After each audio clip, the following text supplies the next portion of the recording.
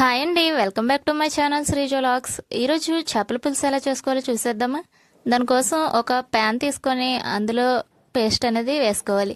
ఈ పేస్ట్ ఏంటక్క అనుకుంటున్నారా? అదే ఉల్లిపాయ, పచ్చిమిరపకాయ, టమాటా కూడా యాడ్ చేసి మిక్సీ పట్టుకున్నాను. ఈ పేస్ట్లో మనం నీట్గా కడిగి పెట్టుకున్న చేప ముక్కలను కూడా వేసుకొని, అలాగే ఉప్పు, కారం, పసుపు యాడ్ చేసుకొని బాగా కలుపుకోవాలి. ఫిష్ ముక్కలకు అనేది ఉప్పు, కారం బాగా పడుతుంది. ఇలా కలుపుకున్న తర్వాత మీ కర్రీ క్వాంటిటీకి సరిపడా ఆయిల్ అనేది వేసుకోవాలి. ఫిష్ ముక్కలు నీచు వాసన రాకుండా ఉండాలంటే ఆయిల్ ఎక్కువ యాడ్ చేసుకుంటే బాగుంటుంది.